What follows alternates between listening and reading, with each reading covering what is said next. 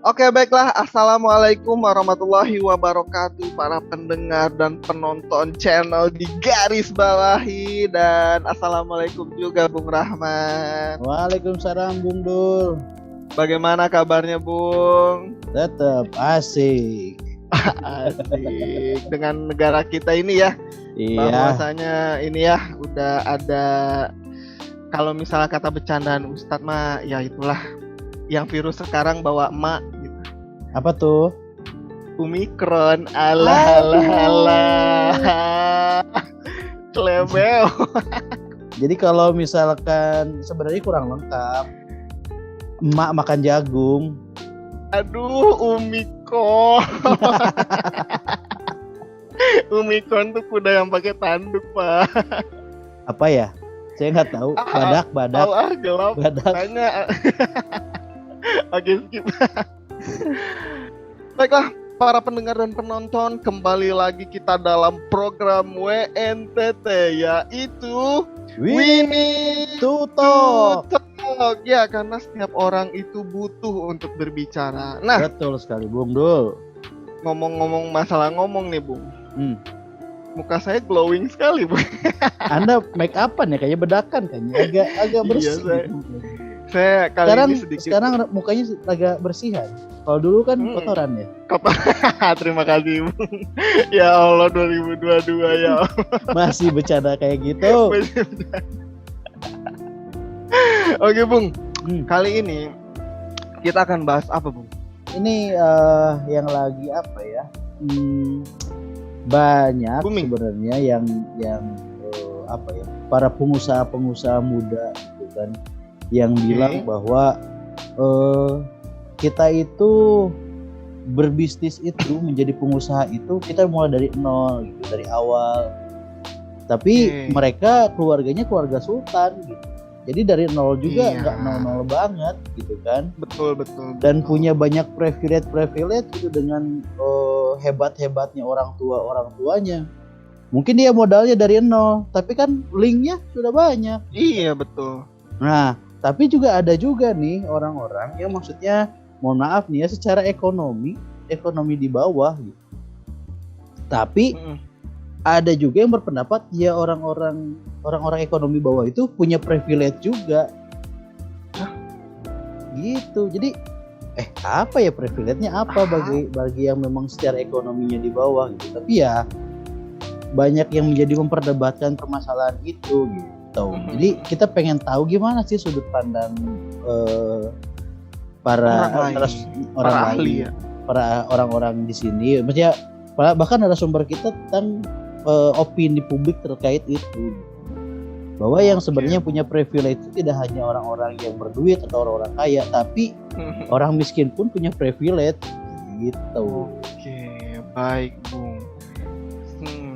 Kalau melihat itu saya sudah mengundang, Oh yes.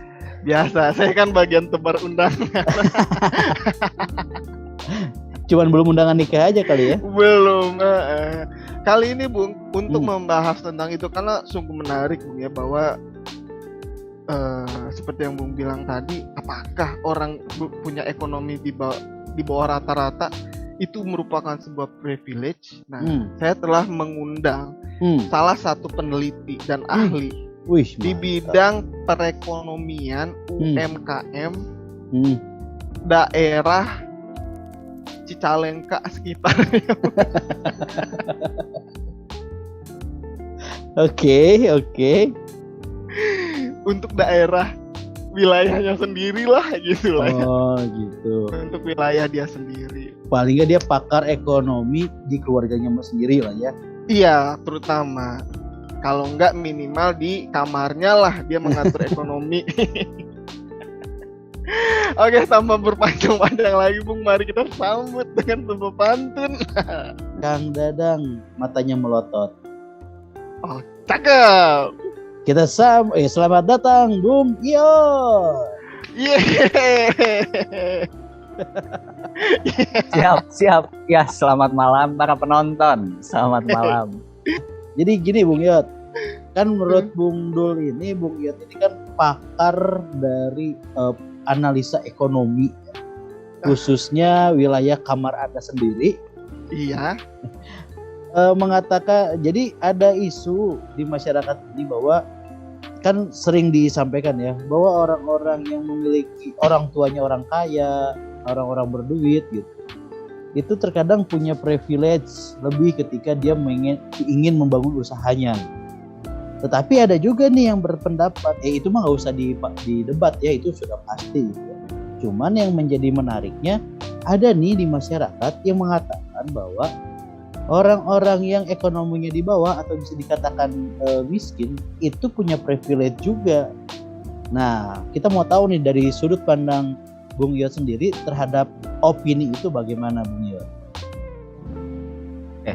Izin masuk ya. Iya, sekalian gitu. Mangga, silakan. Para jangan lupa keluar gitu ya kalau udah masuk.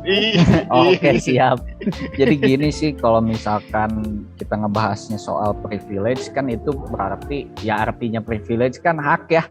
Betul gak? Betul kan? Kalau misalkan kaya itu sebuah hak, berarti miskin itu bukan sebuah nasib gitu, tapi hak juga. Kalau menurut saya.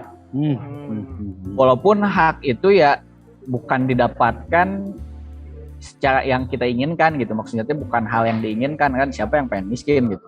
Betul. Tapi saat itu hak, berarti kan kalau misalkan ngomongin soal hak, ada yang namanya kewajiban dong yang harus kita lakuin buat dapetin itu. Nah, berarti saat kita istilahnya mereka ini yang ini sorry to say ya, mereka ini yang ekonominya rendah menginginkan haknya untuk mendapatkan istilahnya ekonomi yang lebih tinggi, kewajiban yang harus dilakukannya berarti kan berusaha. Betul. Berusaha sebaik mungkin. Dan saat mereka tetap stuck ada di posisi itu, berarti usaha yang mereka lakukan masih belum bisa diterima gitu, atau belum bisa dianggap relevan agar si orang tersebut bisa mendapatkan haknya untuk ekonominya naik gitu. Oh gitu sih menurut saya. Paham gak sih gitu? Iya gitu sih. Ya, jadi sebenarnya privilege itu didapatkan bukan semata-mata dia kaya atau miskin, tapi seberapa besar usaha dia yang dibuat untuk bisa mendapatkan privilege itu. Bukan begitu? Betul. Oke. Kalau Bung Dul gimana, Bung Dul? Apa ya, Bung ya? Privilege ya. Privilege itu kayak keuntungan gitu, bukan sih, Bung? Kayak apa ya? Sebuah jalan yang mulus ya, yang dia bisa terima ketika melakukan sesuatu, ada kemudahan di sana ya, kalau misalnya. Betul. Saya mengartikan kata privilege, tapi kalau misalnya pernyataan bahwa orang yang ekonomi menengah ke atas mempunyai privilege dan menengah ke bawah mempunyai privilege, saya setuju tadi dengan Bung Yot. Jadi emang apa ya, apapun situasi Anda gitu ya, bagaimanapun situasi Anda, itu adalah privilege Anda dalam meraih cita-cita, meraih keinginan. Baik seperti yang dibilang tadi, bahwa emang apabila targetnya adalah seorang miliarder atau triliuner, ya yang usaha yang harus lu lakukan emang agak keras gitu. Walaupun biasanya kalau misalnya saya ngelihatnya bahwa orang kan privilege-nya beda-beda ya. Kalau misalnya orang yang menengah ke atas kan privilege-nya link, uang, dana support gitu kan. Kalau misalnya tapi saya ngelihat bahwa kalau misalnya udah terbiasa dengan dimudahkan link, kemungkinan pastilah ada cacatnya gitu. Seorang kayak seorang menengah ke atas apabila gagal pasti tidak se-struggle orang yang udah biasa di dasar kehidupan gitu. Dasar kehidupan, bosku. Itu sih kalau misalnya saya ngeliat bahwa kalau misalnya orang menengah ke atas berarti kan dia udah biasa struggle nih, bagaimana dia memanfaatkan ibaratnya 100.000 bagaimana caranya hidup 3 hari mau nggak mau pokoknya harus bisa. Itulah privilege-nya dia yang bisa dia gunakan untuk tetap berjuang menghadapi kehidupan ini, bosku. Pak. Tapi maksudnya gini loh. si privilege itu kan misalkan kalau kita coba persempit ya definisi privilege itu kan lebih misalkan kita persempit dengan berbagai macam bentuk yang dia dapatkan untuk seseorang itu bisa mempermudah semua aktivitas atau kegiatannya termasuk dalam berbisnis atau berusaha. Misalkan kita persempit ke sana. Apakah memang itu dibatasi dengan istilahnya si kaya dan si miskin atau ada hal lain sih yang tadi termasuk Bung Iyo tadi bilang kan bagaimana usaha. Apakah ada hal lainnya juga selain itu gitu yang memang membuat sebenarnya privilege itu tidak hanya berdasarkan si kaya si miskin, tapi ada hal lain juga. Gimana tuh Bung Iyo? Oke, izin masuk ya. Kalau menurut saya justru masalah si kaya dan si miskin itu adalah bukan strata sosial tapi lebih ke mindset gitu. Karena mau yang uangnya banyak pun saat dirinya merasa tidak cukup itu bisa disebut miskin. Gitu. Lebih ke mindset gitu. Jadi saat memang kalau misalkan kita ngelihat soal apa sih materinya gitu ya. Kalau yang istilahnya miskin itu biasanya gimana caranya untuk mendapatkan lagi atau istilahnya gimana sih caranya biar si uang ini tuh tetap ada gitu.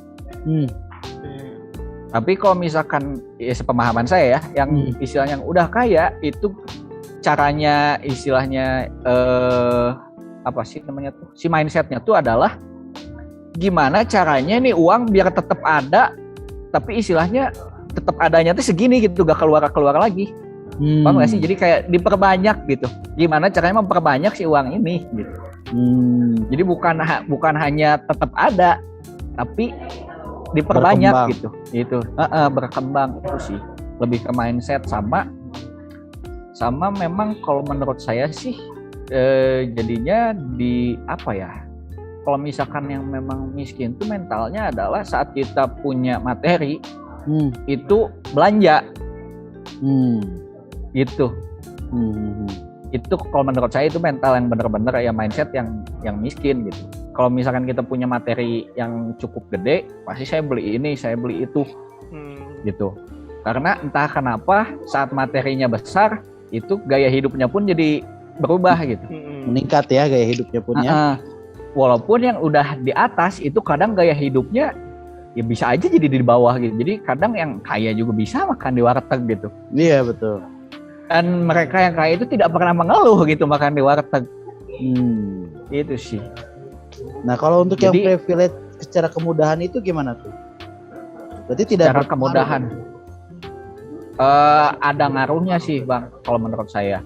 Jadi yang lebih kaya mungkin ya tadi balik lagi ke link dan modal mungkin ya itu bakal lebih dipermudah di bagian situ. Tapi kalau menurut saya susahnya adalah saat yang kayak ini jatuh dan bangkrut parah, dia gak pernah tahu rasanya ada di bawah gitu. Betul tadi kata Bung Hakim. Kalau yang udah ada di bawah, terus naik, terus jatuh lagi, dia udah tahu adanya di bawah dan dia bakal mikir gimana caranya aku naik lagi gitu. Iya. Gitu sih. Jadi mungkin saya privilege-nya lebih ke bagaimana ketahanan seseorang. Si perbedaan antara si kaya dan si miskin bahwa kalau misalkan si miskin mungkin untuk jatuh udah terlalu sering gitu, udah terbiasa dengan jatuhnya gitu. Iya. Tapi kalau misalkan yang memang sudah agak berduit mungkin jatuh sedikit aja loh, kok gini ya? Iya. Nah itu jadi gak punya pengalaman gitu. Jadi maksudnya kalau yang udah susahnya dari awal itu udah punya pengalaman buat susah. Jadi tahu harus ngapain gitu. Sementara yang gak pernah susah dikasih susah dikit. Ampun gitu, ampunan gitu. Itu sih kalau menurut saya. Gimana Bung Dul? Mantap Bung. Gak salah undang lah pokoknya Bung. Iya Bung ya. Jadi emang setuju sih Bung bahwa kayak ya ketika dalam situasi apapun dalam hidup lo itu merupakan sebuah keuntungan bagi lo gitu ketika menghadapi kehidupan juga. Ya setuju sih itu kan. Oh emang nggak salah lah Bung, emang pakar ekonomi ini Bung. Ya kalau dari saya pribadi sih kalau misalkan sebenarnya apa ya tidak bermain strata sosial baik si kaya si miskin juga menurut saya sih ya tidak juga kesiapan untuk jatuh itu bakal si miskin lebih lebih struggle, atau si kaya akan lebih mudah jatuh, mudah goyang gitu. Menurut saya sih ya itu balik lagi ya. Si kaya bisa jadi sangat struggle ketika jatuh, ataupun si miskin akan sangat goyang ketika jatuh. Karena gini ya, maksudnya bagaimana mindset berpikir, paradigma berpikir mereka untuk menanggapi suatu permasalahan. Mungkin ya memang si miskin sudah terbiasa dengan hidup sederhana, apa adanya gitu. Tapi ketika akan dibenturkan dengan kejatuhannya, dan itu benar-benar dia sudah tidak punya istilahnya, tidak punya modal lagi, tidak punya link lagi, ya tetap hancur dia gitu. Ataupun ketika si yang kaya ini ketika dia jatuh, mungkin bisa jadi dia lebih struggle karena dia sudah tahu planning apa yang akan dilakukan karena masih punyanya akses yang tadi. Ataupun pun kebalikannya sih. Jadi ya tidak ada ya, bahkan kayak gini, kalau ada juga gini mengatakan bahwa si kaya itu punya privilege tadi ya, dikeuntungan dengan link, dengan modal dan lain-lain. Tapi di balik itu juga ada tuntutan yang sangat besar. Jelas. Gitu kan, ketika seseorang memang ya contohnya ayah si A, misalkan Amin nih, Bung Dul misalkan, ayahnya seorang presiden direktur sebuah perusahaan multi internasional gitu. Mantap. Tentu di situ si anaknya punya beban yang cukup besar ketika lu nggak bisa mengimbangi apa yang pencapaian dari ayah Anda, mungkin juga itu menjadi beban buat dia gitu. Tapi beda halnya dengan si miskin yang misalkan orang tuanya misalkan buruh harian lepas dan lain-lain yang tidak secara ekonomi agak kurang, ya akhirnya ketika misalkan nih orang tuanya misalkan bukan maksud merendahkan ya, misalkan dia buruh angkut atau buruh bangunan misalkan, ketika anaknya melewati posisi misalkan ini mah cuman tukang, yang ini mah misalkan mandor gitu, ya ini udah lebih tinggi secara strata sosial ya, pencapaiannya sudah berhasil karena sudah melewati standar orang tuanya misalkan. Nah balik lagi sih menurut saya lebih ke bagaimana paradigma berpikir dan pemaknaan dari apa yang mereka hadapi.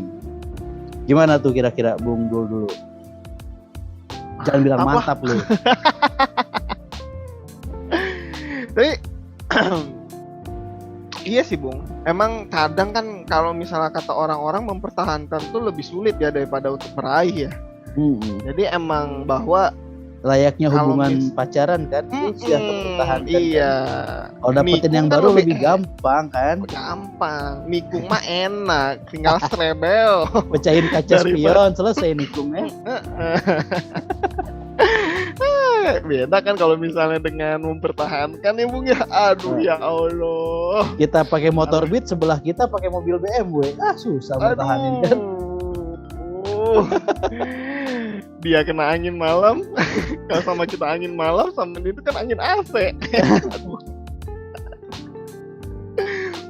Jadi gimana Bung? Tambah lagi kalau misalnya, ya baru kepikiran juga sih Bung, kalau misalnya untuk mungkin kita lihat sisi struggle-nya kali ya. Untuk yang menengah ke atas bisa dibilang dia punya dua tuntutan berarti Bung. Harus lebih dan juga mempertahankan, di mana tuntutan dia aja udah tinggi gitu. Jadi yang ingin dia capai itu udah misalnya bapaknya udah sampai level 10. Dia baru lahir di dunia. Selamat datang dunia dan selamat datang level 10. Mau enggak mau kan dia harus mengejar itu dan ada tuntutan harus harus lebih dari orang tuanya. Ya mau enggak mau dia kan harus 10,5 atau enggak 11 ya. Ya semangat lah kalau kayak gitu kan. Beda kalau misalnya struggle yang menengah ke bawah kan yang paling ya seperti gue bilang tadi, kalau nggak selamanya dia emang tuntutannya emang lebih rendah, emang lebih nggak setinggi yang menengah ke atas, tapi dia tuh berjuang dari sisi lain, dia tuh berjuang dari segi usahanya dia kan untuk memperbaiki. Ya. Itulah pokoknya. Kalau Bung Yot ini Bung Yot. Kalau saya sih Bang jujur lebih setuju ke yang tadi soal mindset, yang mana itu gimana cara si orangnya itu memandang sesuatu gitu. Saat istilahnya dia lahir dari buruh pabrik, orang tuanya buruh pabrik, tapi saat dia melihat suatu peluang yang bisa dilakonan lah gitu istilahnya, dijalankan. Jadi ada peluang yang bisa dijalankan dan tekun di situ, ya bisa jadi melewati si buruh pabrik itu. Dan bahkan kalau tadi kata Bung Dul itu misalkan di level 5 gitu buruh pabrik, dia bisa dari peluang itu kalau ditekunin bisa jadi level 15 gitu misalkan. Itu kan gak ada yang tahu gitu. Saat seseorang menekuni sesuatu mah gitu, apalagi itu hobinya gitu, hobi ditekunin, terus jadi duit, wah kan semangat pisan gitu. Jadi gimana cara seorangnya memandang sesuatu gitu. Bahkan yang kaya pun kan tadi saat dia memandang hidupnya ternyata masih susah ya, bakal susah gitu.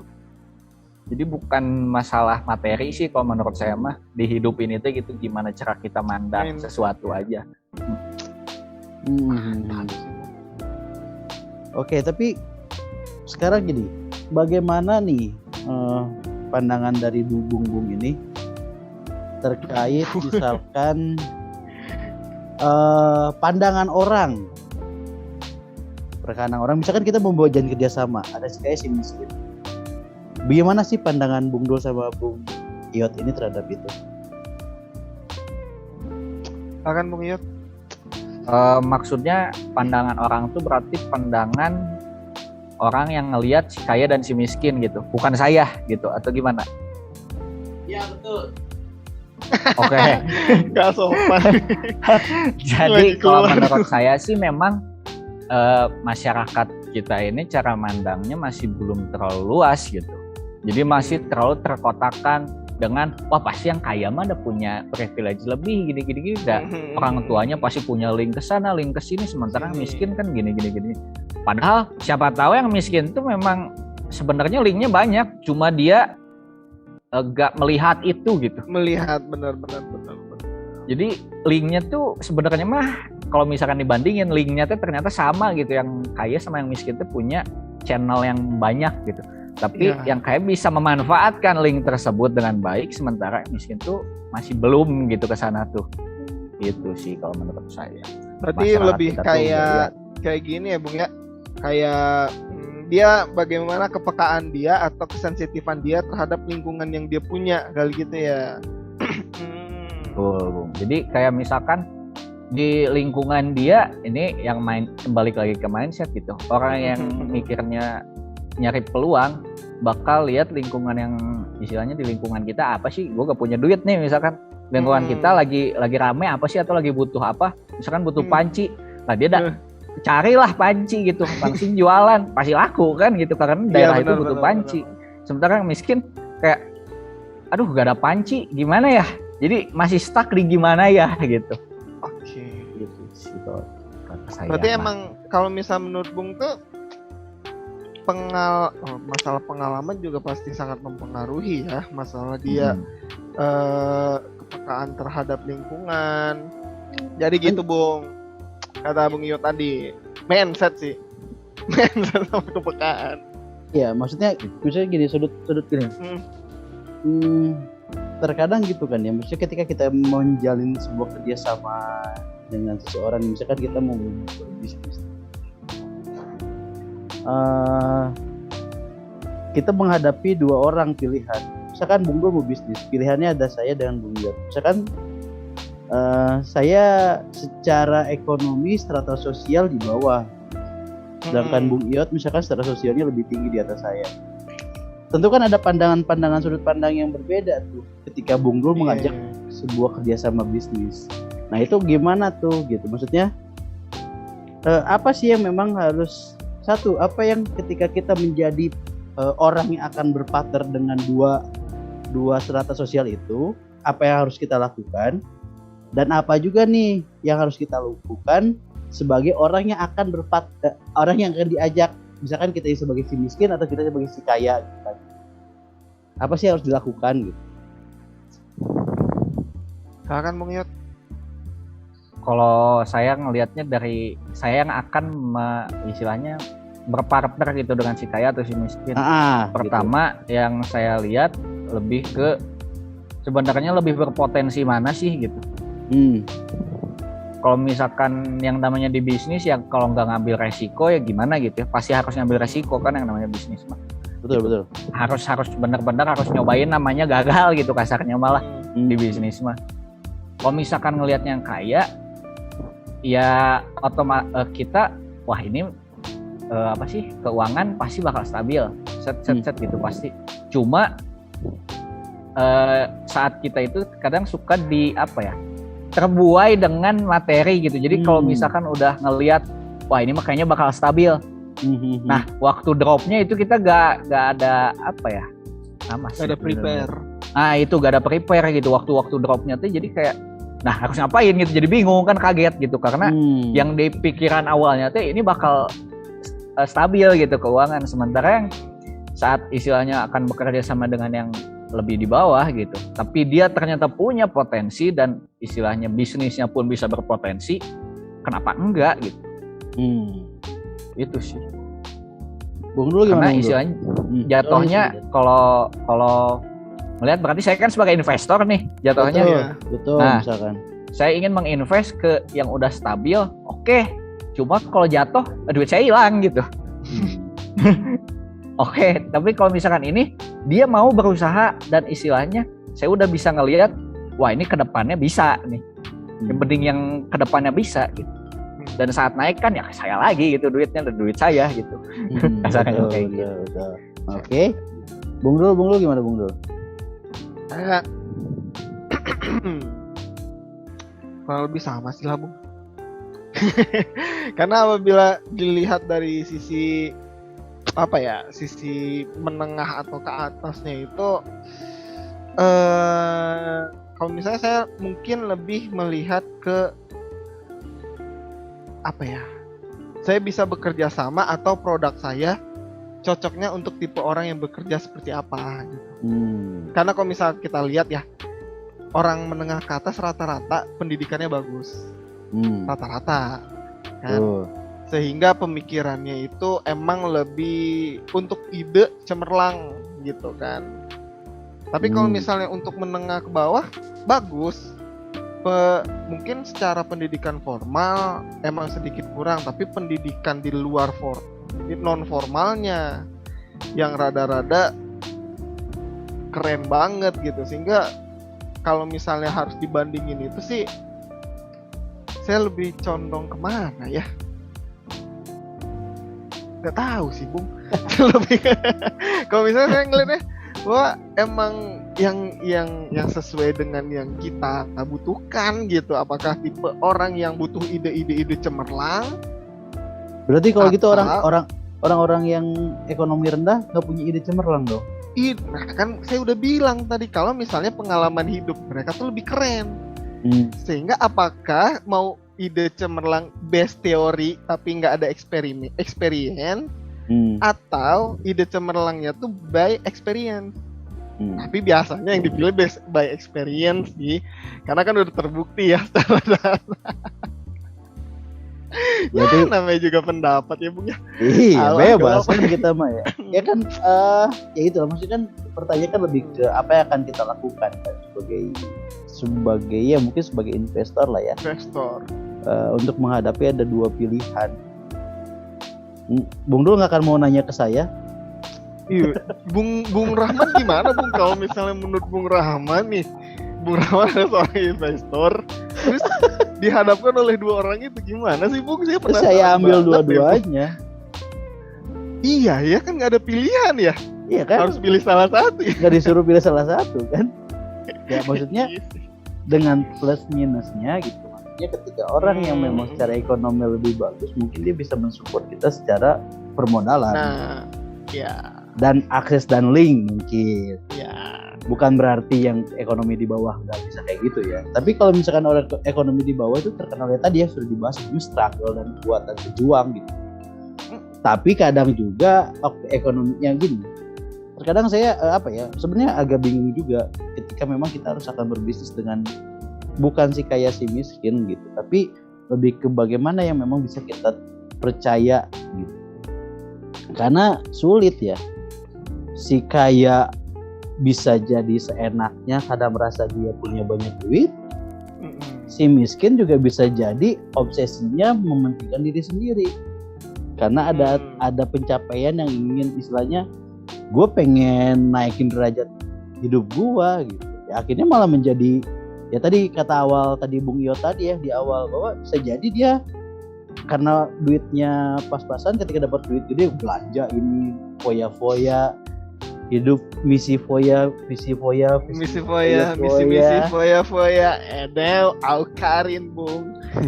Ya jadi maksudnya ya balik lagi ketika memang kita memandang seseorang ya tidak bisa lah kita memandang kayak si miskin. Ya. Mungkin secara si A kayak secara ekonomi tetapi miskin secara hati guys. Ataupun kebalikannya. Mantap. Gitu ya. Lebih memang kita mencari ya khususnya kalau misalkan kita memang mencari partner bisnis ya carilah yang memang satu visi satu misi gitu. Dan visi satu ya jangan melihat dan dipastikan bahwa di situ kita pengen membangun sebuah kerjasama dan saling menguntungkan bukan salah satu pihak gitu sih.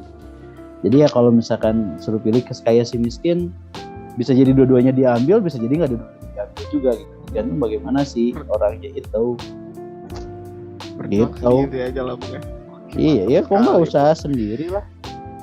Usahain lah sendiri kok. Oke Bung, terima kasih banyak, keren banget ya. Emang kali ini sepertinya kita alhamdulillah Bung ya, setiap channel kita selalu mengundang pemateri-pemateri yang handal di bidangnya ya. Kali ini kita udah mulai masuk di ranah ekonomi dalam bagaimana cara mengatur keuangan dan juga tadi Bung mau ngomong apa Bung? Planning bisnis. Oh ya, planning bisnis. Kita udah planning bisnis, bagaimana tentang mindset. Mantap banget tentang privilege. Jadi bisa kita bilang bahwa privilege itu tergantung dari pemikiran dia sendiri ya Bung ya, dari mindset dia tersendiri. Apakah dia merasa bahwa keadaan dia itu merugikan dia atau sebenarnya keadaanku ini sebenarnya bisa menguntungkanku sehingga aku bisa menggapai apa yang aku inginkan. Wih, keren banget lah. Flebel lah pokoknya pemateri kali ini mah. Gimana Bung Iyot sekali closing statement-nya? Closing statement lah. Ngomong-ngomong soal tadi ya bisa menjadi keuntungan atau kerugian gitu ya, kita nyambung. Misalkan yang miskin dikasih kaya gitu ya. Tadi bisa jadi si uangnya tuh visi foya misi foya gitu. Jadi tidak bertambah gitu, malah habis aja gitu si uangnya teh. Tapi bisa jadi yang kaya dikasih miskin, wah gimana cara saya dapat duit gitu. Balik lagi duit saya gitu. Jadi tergantung mindset para penonton gitu. Dan para penonton juga jangan menelan pendapat ini bulat-bulat. Betul. Kita bukan hanya itu beropini. Itu para penonton. Kita biarkan saya saja yang bulat. Iya. Gitu sih mungkin kalau dari saya gitu ya. Mohon maaf sebelumnya kalau agak gimana gitu ya. Gitu. Oke, keren banget. Terima kasih Bung Iyot atas closing statement-nya dan terima kasih banget untuk Bung Rahman dan Bung Iyot telah hadir dalam ngobrol-ngobrol ganteng kali ini. Oke, mungkin itu saja para pendengar dan penonton untuk bincang-bincang kita kali ini. Kita akan ketemu lagi untuk video-video berikutnya. Kami pamit. Assalamualaikum warahmatullahi wabarakatuh. Dadah. Dadah.